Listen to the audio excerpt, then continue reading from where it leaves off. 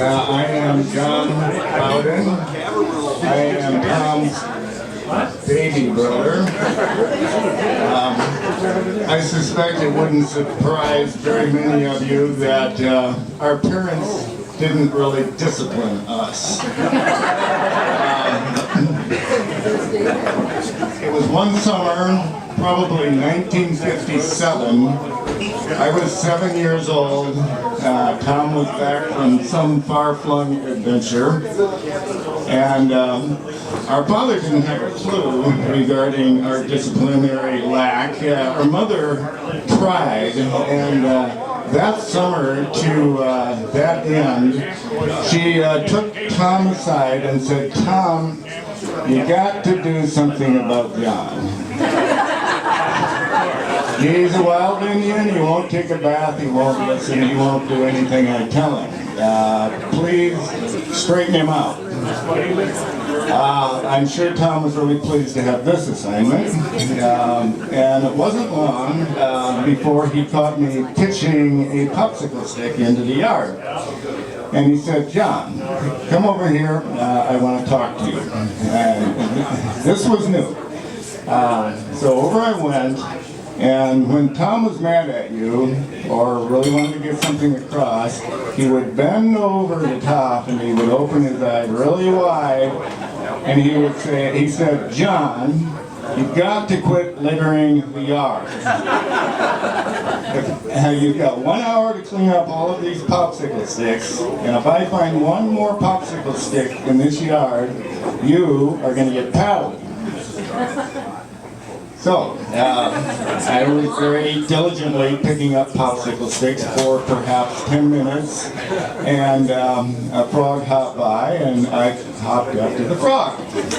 And in my I was back to my 7-year-old agenda. So it wasn't very long before I heard, "John, get over here." "What?" "Oh, wait a minute." He said, "Yes, if I find one more popsicle stick, you are going to get paddled." Yes, and I thought the only thing that got paddled was canoes. Anyway, so he said, "John, get over here. What did I just tell you?" And I said, "You said that if you found one more popsicle stick, that you were going to put me in the canoe and we would paddle." He said, "That's not at all what I meant. If I find another popsicle stick, I'm going to paddle your butt. You will get a spanking." So perhaps 10 minutes later, our mother found me moping around the house and said, "What's the matter, Johnny?" And I said, "I'm afraid of Tommy. He said he's going to spank me." And she said, "Oh, don't worry, he didn't mean it." I'm completely undercutting the message that he was supposed to convey in the first place. So, all was not lost, really. This was the beginning of a very long journey in which my brother morphed into the warm, funny man that, I'm sorry, the warm, funny man that, well, anyway, that it was more father than, as much father as brother to me. And Bob, I got your bug. Actually, much of the instruction that I got as a child came from Tom and Sue, and I'm grateful for that. However, there was one rule that I didn't care for.